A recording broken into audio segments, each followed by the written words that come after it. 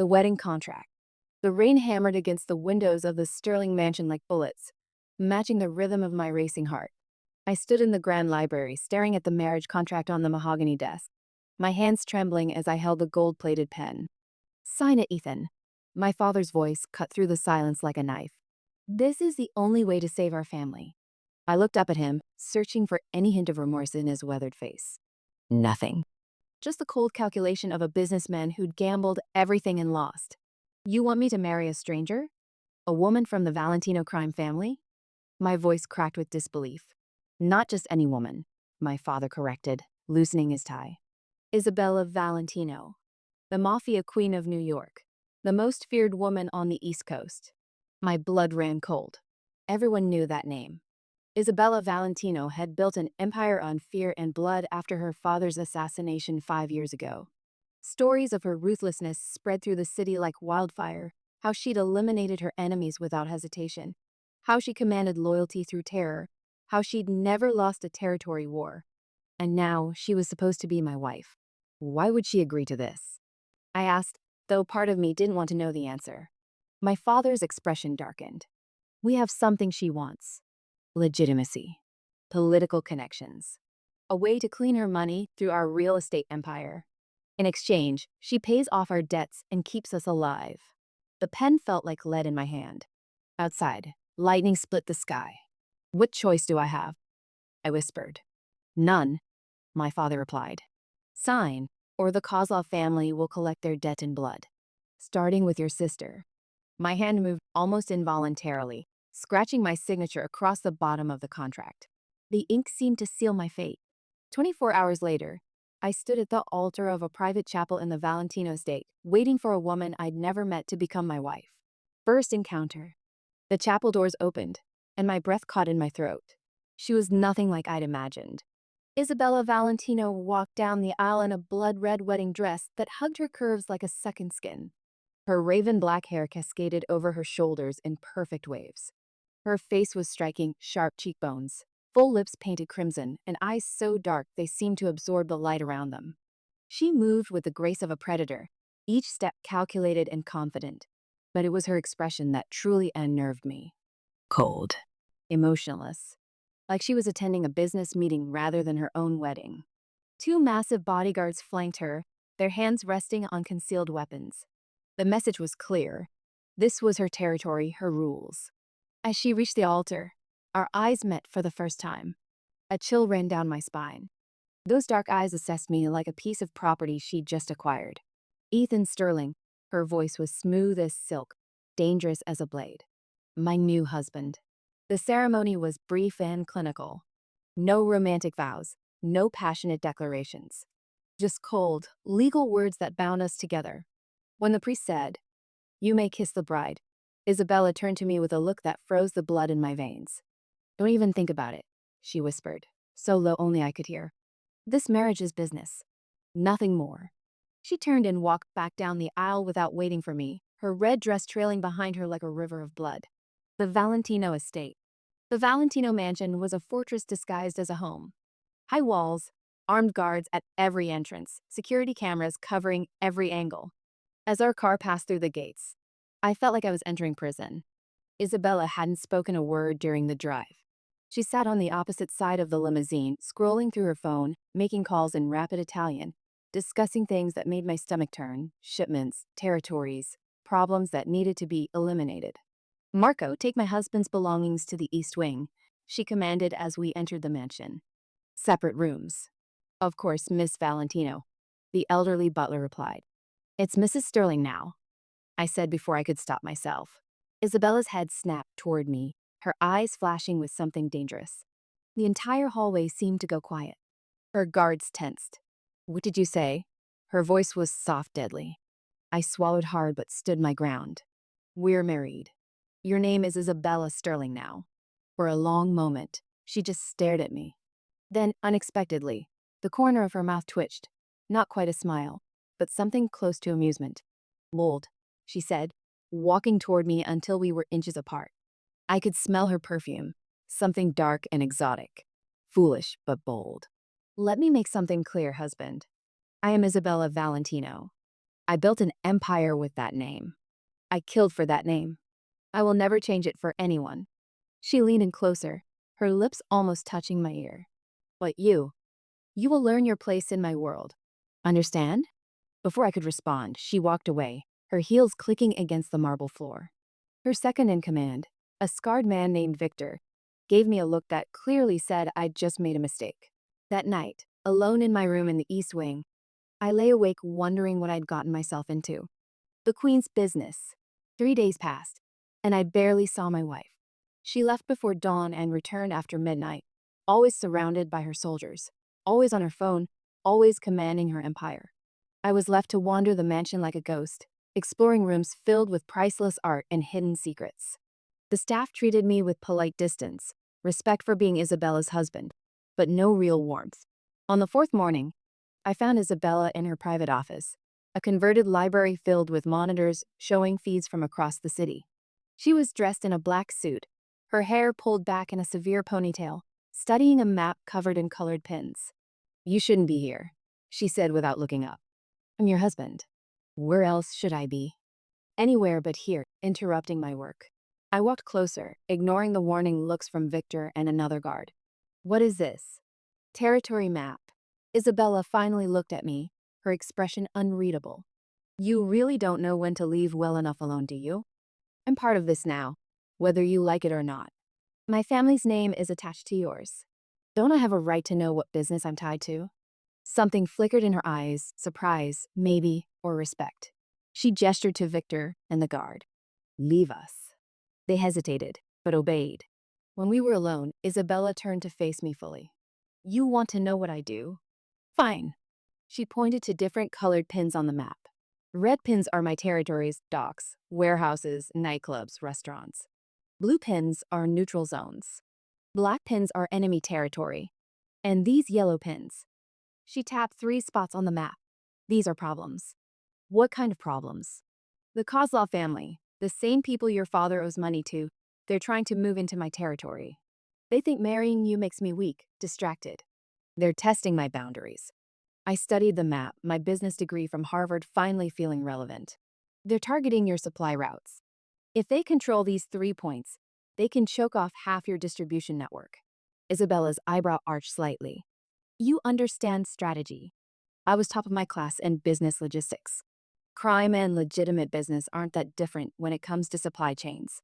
For the first time since I'd met her, Isabella looked at me with something other than cold dismissal. "Interesting. What would you do?" I examined the map more carefully. "They expect you to defend all 3 points, spreading your resources thin. Instead, abandon this one." I pointed to the easternmost yellow pin. "It's the least valuable. Reinforce these 2 heavily.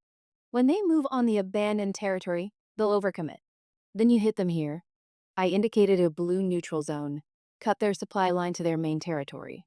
Isabella was silent for a long moment, studying me with those dark, calculating eyes. Then she picked up her phone. "Victor, implement Plan Delta 7, but modify the eastern position. Full withdrawal, redirect those resources to positions 12 and 15. She paused. "And prepare a strike team for the neutral zone on 5th and Broadway." She hung up and looked at me with what might have been the ghost of a smile. "You might be more useful than I thought, husband." The attack. That night, everything changed. I was in my room, trying to read, when the explosion shook the entire mansion. The windows rattled, car alarms screamed outside, and within seconds, gunfire erupted. My door burst open. Victor stood there, gun drawn. "Stay down. We're under attack." "Isabella, where is she?" "The main house. She's protected. You stay here." But I couldn't. Something primal took over. Despite everything, despite the cold marriage, despite being treated like a burden, she was my wife. I ran past Victor, ignoring his shouts. The mansion was chaos. Guards running in coordinated patterns, the sound of breaking glass, more gunshots. I made it to the main building, following the sounds of fighting to Isabella's office. What I saw froze my blood. Isabella stood behind her desk, gun in hand, facing down 3 men in black tactical gear. 2 of her guards lay motionless on the floor. Her suit jacket was torn, a cut on her cheek bleeding, but her hand was steady.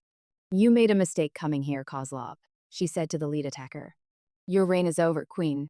The man sneered in a thick Russian accent. You're finished. They raised their weapons. Time seemed to slow down.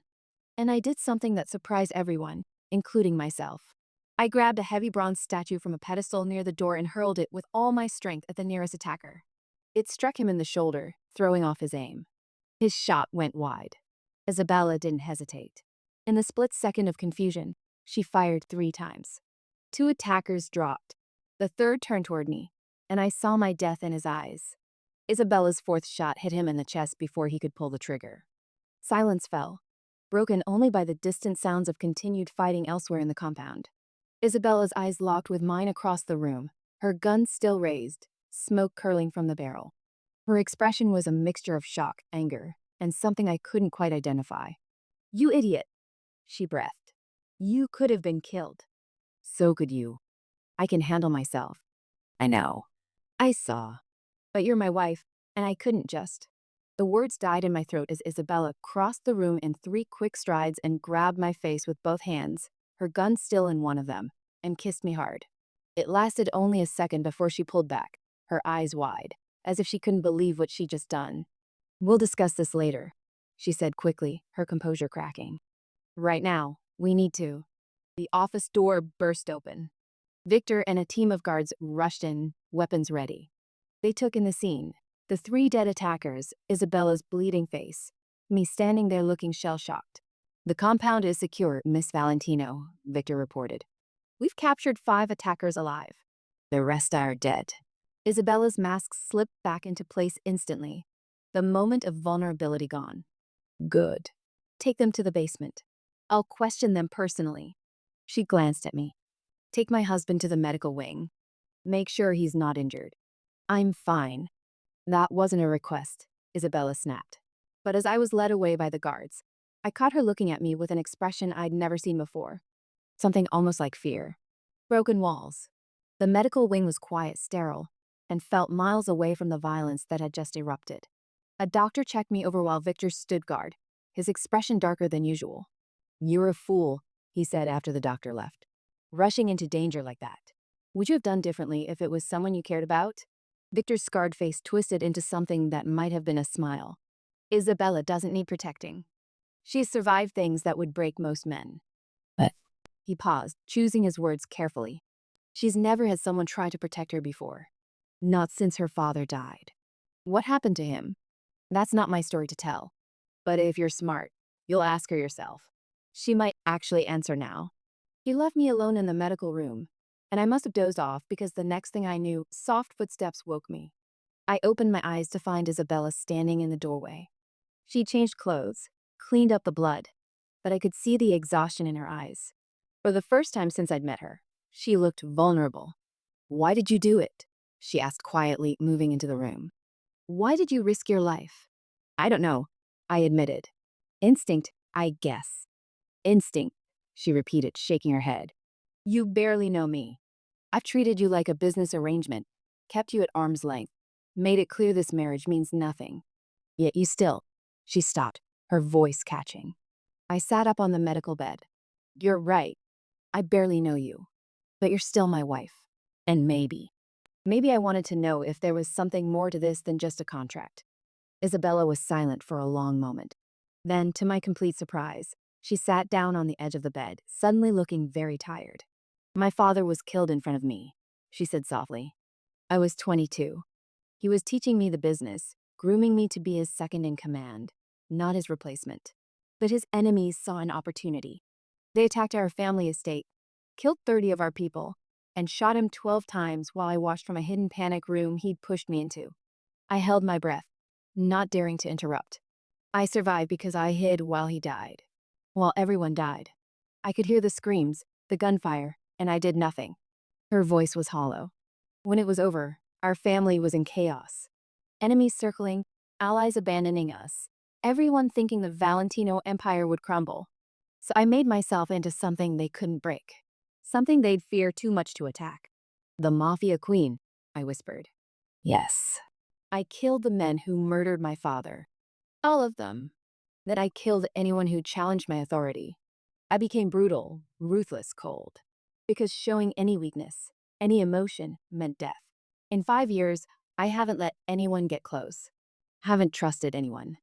Haven't. She looked at me, and I saw tears threatening to spill from her dark eyes. Haven't felt anything. Until tonight, I said softly. She nodded, a single tear escaping down her cheek. When I saw you throw yourself into danger for me, when I thought you might die, I felt something break inside me. Something I'd locked away. I reached out slowly, giving her time to pull away, and wiped the tear from her cheek. She didn't move, just watched me with those impossibly dark eyes. You don't have to be alone anymore, I told her. I don't know how to be anything else. Then let me teach you. Let this marriage be more than just a contract. Isabella laughed, but it was a broken sound. You don't know what you're asking. My world is dangerous, dark. People I love don't survive. I just survived an attack on your compound. I think I'm tougher than you give me credit for. She looked at me for a long moment, and I could see the war raging behind her eyes, the desire to trust fighting against years of survival instincts. Finally, she stood up. The guest room in the East Wing. It's far from my quarters. My heart sank. She was pulling away again. But, she continued, her voice barely above a whisper, my room has better security. And after tonight, she paused, meeting my eyes. I don't want to be alone. Trust and truth. Isabella's room was nothing like I'd imagined. I'd expected cold, impersonal luxury, a reflection of her public persona. Instead, I found a space filled with contradictions. Books lined one wall, everything from classic literature to tactical manuals.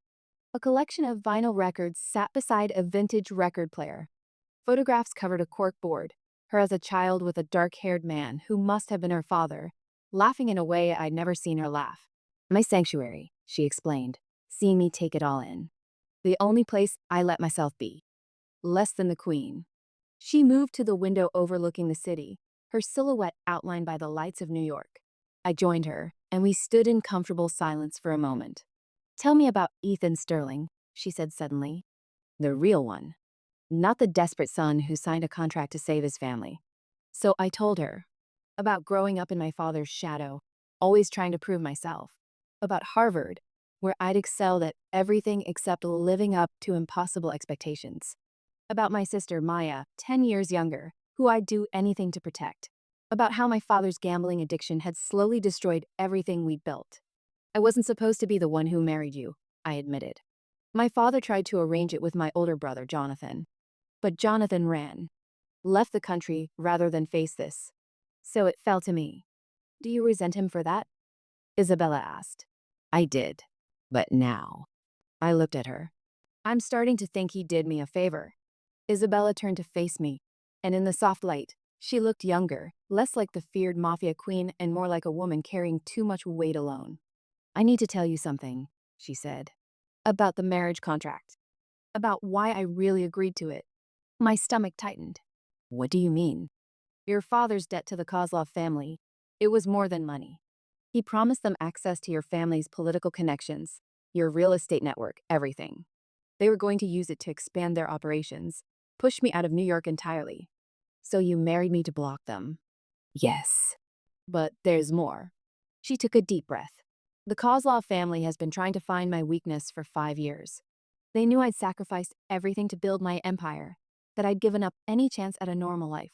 So they came up with a plan, forced me into a personal connection, a marriage, hoping it would distract me, make me vulnerable. The attack tonight was meant to prove I'd gone soft, that having a husband made me weak. They wanted to kill you in front of me, show everyone that the queen cared about something other than power. Her voice hardened. They wanted to break me. I processed this information, understanding dawning. But instead, I proved I can handle myself, that I'm not a weakness. You did more than that, Isabella said, stepping closer. You made me realize that maybe being alone isn't the same as being strong. My father used to say that real power comes from knowing who you can trust, who will stand beside you when everything falls apart. I've been so afraid of being hurt that I forgot that lesson. She reached up, her hand hesitating near my face before finally making contact. Her touch was gentle, uncertain, like she was touching something fragile. I don't know how to do this, she whispered. I don't know how to be a wife or trust someone or feel these things I'm feeling. I covered her hand with mine. Then we'll figure it out together. No more separate rooms. No more keeping each other at arm's length. We're in this together now. It won't be easy. My life, my world. I know, but I'm not asking for easy. I'm asking for real. Isabella looked at me for a long moment, and I saw the exact second she made her decision. The walls she'd built so carefully around her heart began to crack, and the woman underneath, scared, lonely, desperate for connection, started to emerge. She kissed me then, but it was nothing like the brief, impulsive kiss in her office. This was slow, tentative, full of 5 years of locked-away emotion finally finding release. When we pulled apart, she was crying freely now, years of pain and loneliness flowing out. "I'm scared," she admitted, her voice breaking. "What if I lose you too? What if caring about you gets you killed? What if it doesn't?" I counted, pulling her close. "What if we're stronger together than you could ever be alone?" That night, we talked until dawn broke over New York. She told me about her childhood, her father's lessons, the weight of responsibility she'd carried alone for so long. I told her my dreams, my fears, my hopes for a future I thought was lost when I signed that contract. And somewhere between midnight and sunrise, Isabella Valentino, the feared Mafia queen of New York, transformed into simply Isabella, my wife. The enemy's move. The next 3 weeks were a revelation. To the outside world, nothing changed. Isabella remained the ruthless queen, commanding her empire with an iron fist, showing no weakness.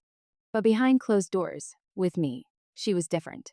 She'd wake up before dawn, and I'd find her in the kitchen making coffee, still not used to having someone to share morning routines with. She'd tell me about her business, asking for my input on strategies and decisions. I started attending meetings with her, my business expertise proving valuable in ways neither of us had expected. But it wasn't all business. She'd fall asleep on the couch while reading, and I'd cover her with a blanket, marveling at how peaceful she looked without the weight of her crown. She'd laugh, really laugh, at stupid jokes, the sound so rare and precious that I'd find myself saying ridiculous things just to hear it. "You're making me soft," she complained one evening, though she was smiling as she said it, curled up against me on the couch. "You're still terrifying," I assured her. "Victor told me yesterday's negotiation made 3 grown men cry." "Only 2. The third was just sweating profusely." She grinned, then her expression sobered. "But Ethan, I need you to understand something. This happiness we're building, my enemies will see it as weakness. They'll try to use you against me. Let them try. I'm serious. The Kozlov family hasn't made another move since the attack, which means they're planning something bigger. And there are others, the Moretti family in Boston, the Chen organization, even some of my own people who question my judgment in marrying you." I turned to face her fully. "Are you questioning it?" "Never," she said fiercely, grabbing my hand. "You're the best thing that's happened to me in 5 years. But that's exactly why you're in danger. I need to know you understand the risks." "I understand. And I'm not going anywhere." The next morning, everything fell apart. I woke to find Isabella's side of the bed empty, which wasn't unusual. She often had early meetings. But something felt wrong. The usual sounds of the compound were absent. I got dressed quickly and opened the bedroom door to find Victor waiting, his expression grave. "What's wrong?" "It's your sister," he said. "Maya. The Kozlov family has her." The world tilted. "What? How?" "She's in California at college. They grabbed her last night. Sent this an hour ago." He handed me his phone. The video showed Maya, terrified, tied to a chair in what looked like a warehouse. A man's voice spoke in Russian accented English. "Isabella Valentino has 24 hours to turn over control of her ports and withdraw from the waterfront territories. If she refuses, the girl dies. This is the price of weakness, of caring for someone. The Mafia queen has finally shown her soft heart, and now she will learn what that costs." Ice flooded my veins. "Where's Isabella?" "War room. She's been there since the video arrived." "Ethan." Victor grabbed my arm. "She's planning something. Something dangerous." I ran, Victor following, down to the basement where Isabella's war room was located. I burst through the door to find her standing over a table covered in maps and weapons, surrounded by her top lieutenants. She looked up when I entered, and what I saw in her eyes terrified me. The warm, vulnerable woman who'd slept in my arms last night was gone. In her place was the Mafia queen, cold and calculating. "Ethan, you shouldn't be here. That's my sister. Of course I should be here." And that's exactly why you can't be objective about this. Her voice was ice. Everyone out. Except Ethan. The room cleared quickly. When we were alone, Isabella's facade cracked just slightly. They took her because of me, she said, her voice thick with barely controlled emotion. Because I let myself care about you. Because I let my guard down. This isn't your fault. It is. This is why I stayed alone for 5 years. This is why I built walls around my heart. Because the moment you care about someone, they become a weapon your enemies can use against you. She slammed her fist on the table. I should have known. I should have protected her, should have seen this coming. What's your plan? I asked, forcing myself to stay calm. I'm going to give them what they want. The ports, the territories, all of it. Your sister's life is worth more than business. No. She looked at me like I'd slapped her. What? I said no. You're not giving them anything. We're getting Maya back. But we're doing it smart, not emotional. Ethan, that's your sister. I know. You think I don't want to storm in there and tear the place apart? But that's what they expect. They're counting on us being desperate and stupid. They want your territories and to make you look weak. We can't give them both. Isabella stared at me, conflict raging in her eyes. Then what do you suggest? I moved to the table, studying the maps. Where's the video from? Did your tech people track it? The waterfront warehouse district. But Ethan, it's a trap. They'll have that whole area locked down. Of course it is. So we don't go in the way they expect. I pointed to the map. These waterways, they run under most of that district, right? The old maintenance tunnels. They were sealed off years ago. But you know how to access them. Understanding dawned in Isabella's eyes. A team could come up from below, bypass their security, while you make a show of preparing to attack from the expected direction. Draw their focus. Victor can lead the tunnel team. He's the best you have. We get Maya out while they're watching the front door. We? Isabella's eyes narrowed. You're not going down there. Yes, I am. That's my sister. And before you argue, I cut her off. Think about what you'd do if it was someone you loved. Would you stay behind? She was quiet for a long moment. Then, no, I wouldn't. Then don't ask me to. Isabella crossed to me, cupping my face in her hands. If anything happens to you, nothing will happen. We're going to get Maya back, and then we're going to make the Kozlov family regret they ever heard our names. She kissed me hard, desperately. I love you, she whispered against my lips. I know it's too soon, I know it's crazy, but I do. And I can't lose you. I love you too, I told her. And you're not going to lose me. We're stronger together, remember? The rescue. 6 hours later, I was waist-deep in freezing water, following Victor and 4 of Isabella's best soldiers through the old maintenance tunnels beneath New York's waterfront. The plan was simple in theory. While Isabella staged a massive show of force at the main entrance to the warehouse district, our small team would infiltrate from below, locate Maya, and extract her before the Kozlov family knew what was happening. In practice, everything was going wrong. The blueprints were wrong, Victor muttered, studying his waterproof map by flashlight. This tunnel should have led to the warehouse basement, but it's sealed off. There has to be another way, I said, trying to keep the desperation out of my voice. Above us, I could hear the rumble of vehicles, Isabella's forces moving into position. We were running out of time. One of the soldiers, a quiet woman named Anna, pointed to a narrow side passage. There. It's not on the map, but it might connect. We had no choice. We squeezed through the passage single file, the walls so tight I could feel the wet stone scraping both shoulders. After what felt like an eternity, we emerged into a larger chamber. This is directly under the target building, Victor confirmed. There should be access points, air vents, maintenance shafts. There. I pointed to a rusted ladder leading up to a grate in the ceiling. Victor went first, carefully removing the grate. We emerged in what looked like a storage basement, dimly lit and filled with crates. And suddenly we could hear voices, Russian voices, coming from above. Victor held up a closed fist, signaling for silence. We moved like ghosts through the basement, until we found stairs leading up. At the top was a door, and through the crack, I could see my sister. Maya was still tied to the chair, but she looked defiant rather than scared, a sterling through and through. 3 guards stood around her, looking bored.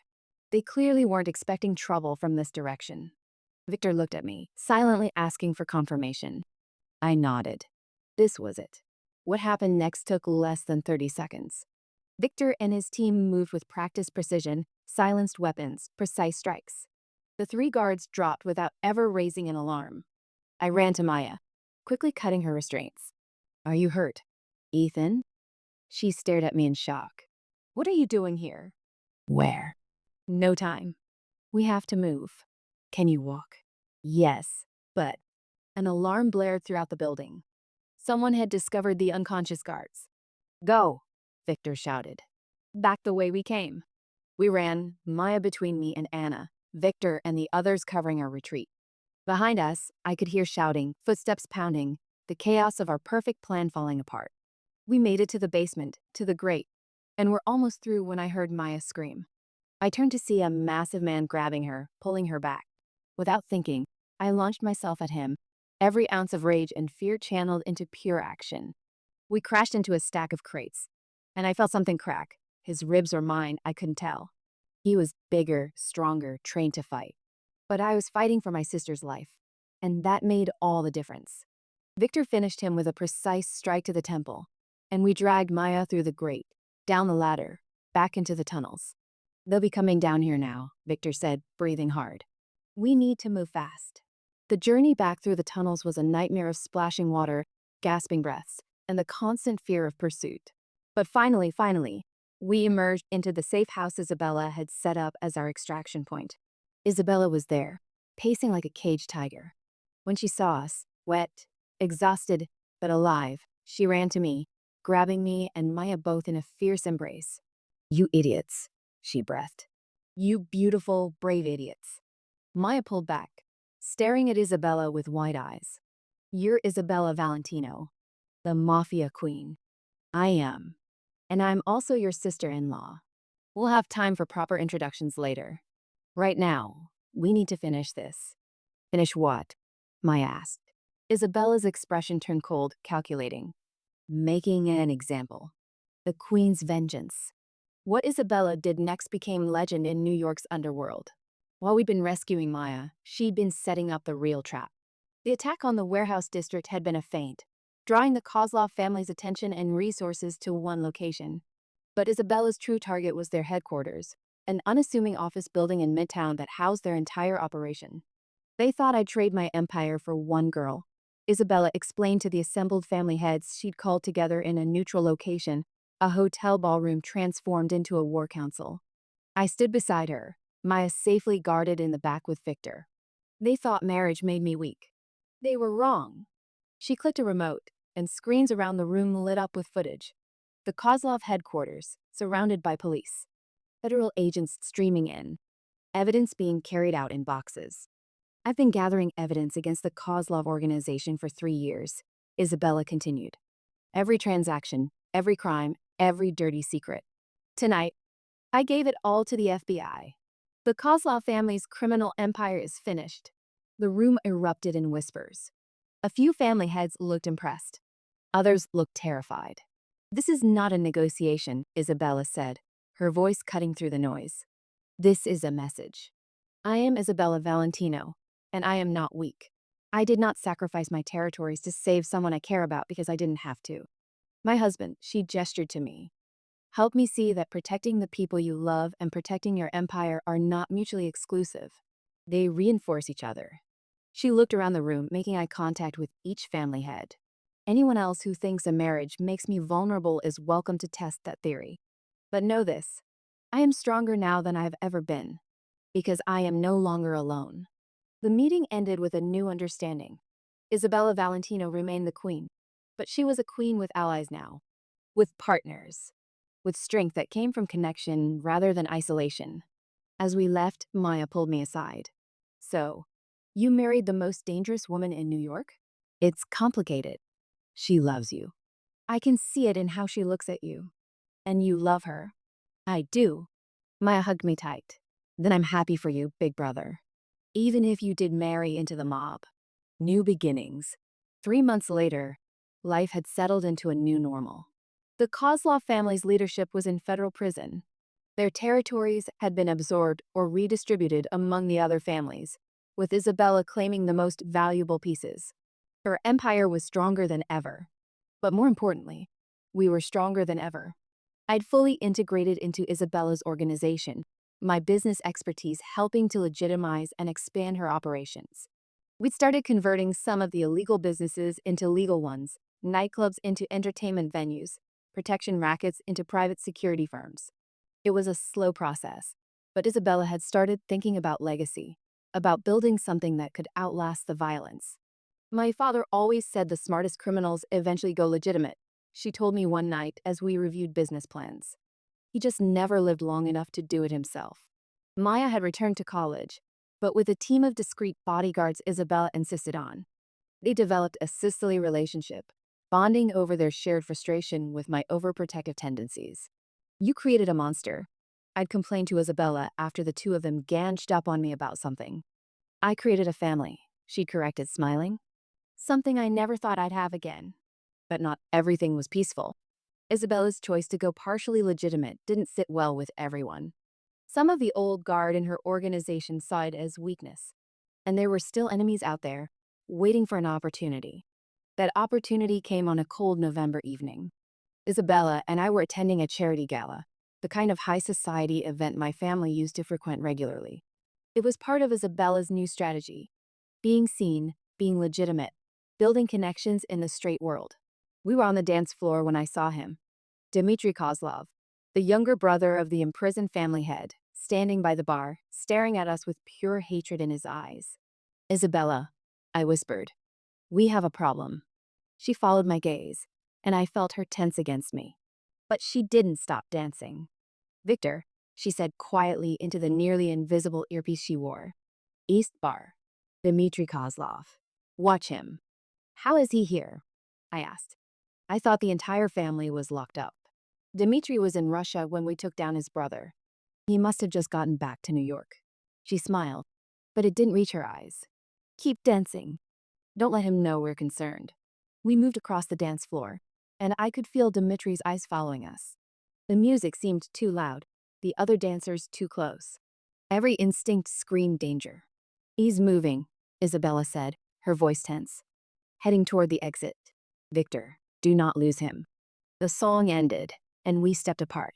Isabella was reaching for her phone when I saw Dmitry turn back toward us, his hand moving inside his jacket. Time slowed down. I saw the gun, saw his finger on the trigger, saw murder in his eyes. I pushed Isabella aside as the shot rang out. The price of love. The bullet hit me in the shoulder, spinning me around. I heard Isabella scream, a sound of pure anguish that cut through the chaos erupting in the ballroom. Then I was falling, the marble floor rushing up to meet me. What happened next, I learned later. Isabella, the woman who'd built her reputation on cold calculation and strategic thinking, who never let emotion cloud her judgment, abandoned all of that in an instant.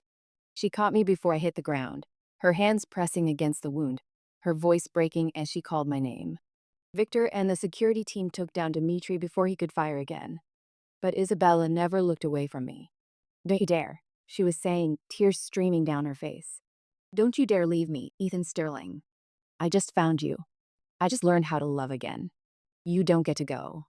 I'm okay, I tried to say, though blood was filling my mouth. It's just a shoulder. It's not just a shoulder. She pressed harder on the wound, her hands covered in my blood. Your collarbone is shattered. You're bleeding out. Where the hell is the ambulance? I'd never seen her so scared, so desperate. The Mafia queen had disappeared entirely, leaving just Isabella, a woman terrified of losing someone she loved. Hey, I managed, reaching up with my good hand to touch her face. I'm not going anywhere. I promise you, remember? We're stronger together. The ambulance arrived. The EMTs tried to get Isabella to let go of me, but she refused, climbing into the ambulance with me, still holding pressure on the wound. Mrs. Sterling, one EMT tried. We need space to work. I am Isabella Valentino, she said with cold authority, not taking her eyes off me. I own half the hospitals in this city.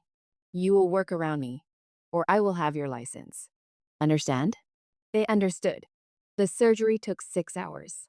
The bullet had done more damage than initially thought, shattered the collarbone, nicked an artery, lodged near my lung. But the surgeons were the best, because Isabella had called in favors from every medical contact she had. When I woke up, she was there, still in her blood-stained gala dress, holding my hand. You stayed, I whispered, my throat raw. Of course I stayed. She leaned forward, pressing her forehead against mine. I will always stay. That's what love means, Ethan. That's what I'm finally learning. Maya arrived an hour later, Victor having picked her up from college the moment he heard. She hugged Isabella first, which surprised both of us. Thank you for saving him, Maya said. He saved me first, Isabella replied. In every way that matters. Consequences and choices. Dmitry Kozlov's assassination attempt had consequences that rippled through New York's underworld. He'd broken the most sacred rule: never attack during a neutral public event.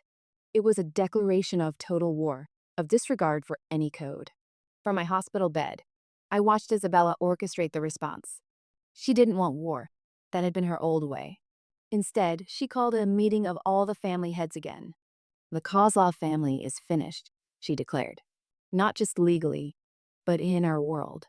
Dmitry Kozlov's actions have dishonored them beyond redemption. I am claiming their remaining territories and assets as compensation for this attack on my family. No one argued. Even the families who had been wary of Isabella's power didn't want to defend what Dmitry had done. But it was what Isabella said next that truly changed everything. I'm also announcing my retirement. The room exploded in shocked whispers. Not from business, she clarified, but from active leadership of street operations. I'm focusing on the legitimate businesses, the ones that will outlast all of us. Victor will take over day-to-day operations of our remaining traditional interests, under my guidance, but with his authority. She looked directly at the camera. She was video calling from my hospital room, still refusing to leave my side. I have something more important to protect now. A family. A future. And I will not risk that for territory or pride. When the meeting ended, I took her hand. Are you sure about this? Completely. My father always said the goal wasn't to die in this life. It was to earn the right to leave it. I think I've earned that right. She smiled. But there was sadness there too. Besides, I have new challenges ahead. Like teaching you to shoot properly so you don't take a bullet for me again. No promises on that last part. She laughed, then grew serious. Ethan, I need to know. After everything, the violence, the danger, nearly dying, do you regret it? Do you wish you'd never signed that contract? I thought about it carefully. My life had been completely upended. I'd gone from a businessman to the husband of a mafia queen. I'd been shot, threatened, pulled into a world of danger I'd never imagined. Not for a second, I told her honestly, because that contract gave me you, and you're worth everything. 6 months later, spring came to New York, and with it, new beginnings. My shoulder had healed, though I'd always have a scar. Isabella called it my badge of honor for being stupidly brave. I called it a reminder of what we'd survived together. The Sterling family's legitimate businesses had been merged with Isabella's empire. My father, humbled by how close he'd come to losing everything, had actually started attending Gamblers Anonymous. My brother Jonathan had returned from his exile abroad, sheepish and apologetic. I was a coward, he'd admitted at our first family dinner. I ran when you stood your ground. I'm sorry. You gave me the best gift imaginable, I told him, looking at Isabella across the table. So thank you for running. Maya had become Isabella's protege in the business world, learning the legitimate side of empire building. She had a sharp mind for it, and Isabella treated her like the little sister she'd never had. Victor had proven to be an excellent choice for running the street operations. He was respected, feared when necessary, and smart enough to know when to ask Isabella for advice. The violence had decreased under his leadership, strategic thinking replacing brute force. As for Isabella and me, we'd found our rhythm. She still had moments of reverting to the cold queen, especially when business required it. But with me, she was soft, vulnerable, real. I never thought I'd have this, she told me one evening as we watched the sunset from our balcony. A partner. Someone who sees me, not the queen, not the feared boss, but me. I see you, I assured her. All of you. And I love all of you. She turned to face me, taking both my hands. I have something to tell you, and I'm terrified to say it. My heart raced. What is it? I'm pregnant. The world stopped. I stared at her, processing the words. You're weird. Yes. I found out yesterday. I know we never talked about children. I know this complicates everything, I know. I kissed her, cutting off her nervous rambling. When I pulled back, I was grinning like an idiot. This is the best news I've ever heard. Really? Because I'm terrified. How do I be a mother? I don't know how to do soft and nurturing. I'm the Mafia queen. You're Isabella, I corrected. You're strong and brilliant and capable of anything, including this. And you won't be doing it alone. She smiled, tears in her eyes. No, I won't be alone. Never again. Chapter 15. The Queen's Legacy. 9 months later, I stood in a hospital room, holding my daughter, Sophia Isabella Sterling, for the first time. She was perfect, tiny, with Isabella's dark eyes and a surprisingly strong grip. Isabella watched us from the hospital bed, exhausted but radiant. She's beautiful. She's perfect. Just like her mother. Maya bustled in with Victor, who was carrying an absurdly large teddy bear. Oh my God, she's so tiny. Can I hold her? I carefully transferred Sophia to Maya's arms, watching my sister transform into a doting aunt right before my eyes. She's going to be so spoiled, Maya cooed. Uncle Victor and I are going to teach her everything. Please don't teach my daughter your profession, Isabella said dryly. Victor smiled, a rare sight. I will teach her to be smart and strong. Like her mother. The room filled with family, my father, sober for 8 months and working to rebuild trust. Jonathan and his new girlfriend. Even some of Isabella's most trusted people. It was a strange gathering, mixing my legitimate family with Isabella's world. But somehow it worked. Later, when everyone had left and it was just the three of us, Isabella held Sophia and looked at me with wonder in her eyes. 5 years ago, I would have said this was impossible. That I'd never have this love, family, peace. That the Mafia queen could never be just. A wife and mother. You're not just anything, I told her. You're still the queen. You'll always be fierce and strong and formidable. You're just also all of this too. She smiled. The timid wife they tried to make me into. I laughed at the reference to our beginning. You were never timid, and I never wanted you to be. I wanted exactly what I got. The Mafia queen who learned to love again. The Mafia queen who becomes my timid wife, she mused. It sounds like a story. It is a story. Our story. Sophia made a small sound, and Isabella looked down at her with such pure love that it took my breath away. This woman, who had built an empire on fear and blood, who had been willing to sacrifice everything for power, had transformed into someone who could hold our daughter with infinite gentleness. I'm going to give her everything I never had, Isabella said softly. Safety. Choices. A normal life. And when she's older and asks what mommy used to do, I'll tell her the truth. That I survived a dark world so she could live in the light. That her father taught me it was possible to be strong and soft at the same time. That love isn't weakness. It's the greatest strength of all. I sat beside them on the bed, putting my arm around both of them. I love you, Isabella Valentino Sterling. I love you too, she whispered. My brave, foolish, wonderful husband who saw past the queen to find me. Epilogue. 5 years later, the Sterling Valentino Foundation's new community center opened on a beautiful spring day. It was the crown jewel of Isabella's legitimate empire, a place that provided education, job training, and support for people trying to escape the life Isabella had once lived. I watched my wife cut the ribbon, looking every bit the powerful businesswoman in her designer suit. The media loved her story, the reformed entrepreneur who turned her life around, though they didn't know the half of it. The Mafia queen had become a philanthropist, her dark past carefully buried. Sophia ran past, chasing a ball, her laughter bright and clear. She was 5 now, smart as a whip, with her mother's determination and my tendency to leap before looking. Daddy. Come play, she called. In a minute, princess. Maya was there too, now working full-time for the foundation, having graduated top of her class at business school. Victor stood nearby, semi-retired but still serving as Isabella's head of security for events like this. Even my father attended, proud of what his family had become. After the ceremony, Isabella found me in the crowd. Happy? Incredibly, I told her honestly. You did this. Built something beautiful from something dark. We did this, she corrected. I never could have done it alone. Sophia crashed into us, demanding to be picked up. I lifted her onto my shoulders, and she grabbed Isabella's hand, connecting the three of us. Ice cream now? Sophia asked hopefully. After dinner, Isabella said firmly, the tone of a mother who'd learned that being soft didn't mean being a pushover. But moom, no buts. And that's final, little one.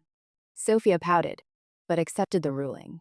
She'd inherited her mother's ability to command when necessary, but also her father's sense of when to compromise. As we walked to the car, Victor fell into step beside us. Boss, he said quietly to Isabella, there's been a development. The Chen family wants to meet. They're interested in your consulting services. Even after 5 years out of the game, other families still sought Isabella's wisdom. She'd become an advisor, a mediator, someone who helped them transition to legitimate business. It was safer, legal, and oddly fulfilling. Tell them next week, Isabella said. This weekend is family time. Of course. In the car, Sophia between us, Isabella took my hand. Do you ever miss it? The quiet life you could have had. I thought about the man I'd been desperate, trapped, signing a contract to marry a stranger to save his family. Then I looked at the life I had now, complex, challenging, but filled with love. Not even for a second, I told her. This is exactly where I'm meant to be, even though I'm not very timid. I laughed, squeezing her hand. Especially because you're not timid. You're fierce, brilliant, loving, and strong. You're everything I never knew I needed. She leaned over Sophia, who was already drowsing in her car seat, and kissed me. I was so afraid when we started. Afraid to feel, afraid to trust, afraid to love. Thank you for teaching me that being vulnerable isn't the same as being weak.